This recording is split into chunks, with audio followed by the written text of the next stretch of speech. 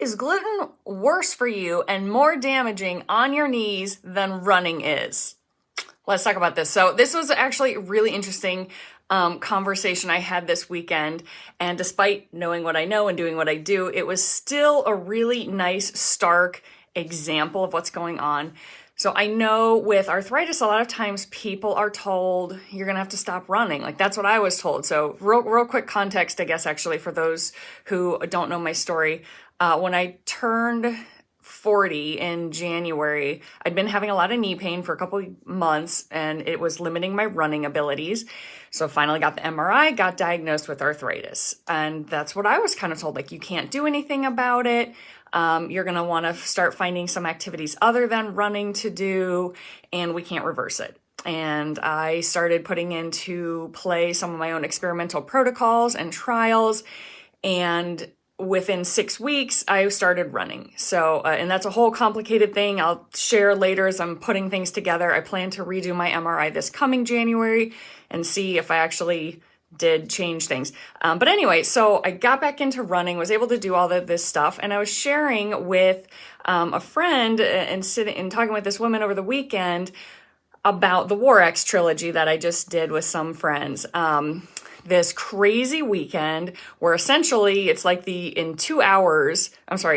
24 hours doing 3 races. So it was like a 4-hour obstacle course race Saturday morning, followed by, I think it was like a 90-minute obstacle course race in the evening, and then a 5K trail race the next morning. And I was telling her all about this and, you know, the jumping and the crawling and the climbing, and I'm bruised and I'm sore and all of this.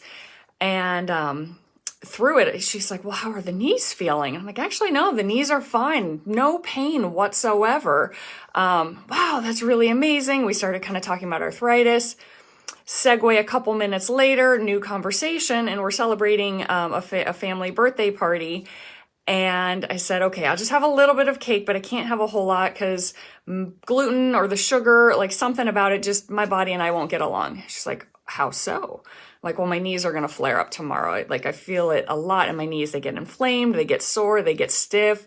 So I shouldn't have gluten. And she looks at me, she goes, wait a second.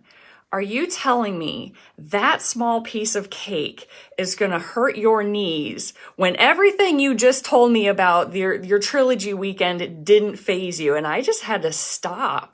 Like, yeah, actually, for me, it is that bad. It is that strong a reaction. So, oh, hi, Rosanna. Oh, my goodness. Haven't seen you in ages, woman. I miss you.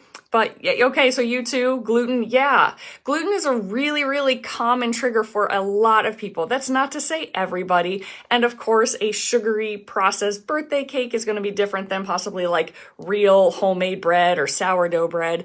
But it was just that really stark example that this small piece of cake was going to do more damage to me and my body and my knees than, 7-8 hours of trail running in hills and like crazy stuff.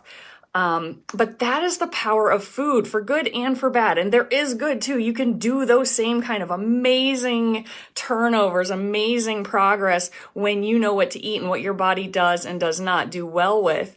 So I thought that was just really cool perspective, really just sort of drove it home for me. So guys, take your food seriously. I do have like a starting food list of the common things that I encourage almost everybody to pull out or at least try out. Try removing if you are dealing with GI issues or arthritis, like these common trigger foods.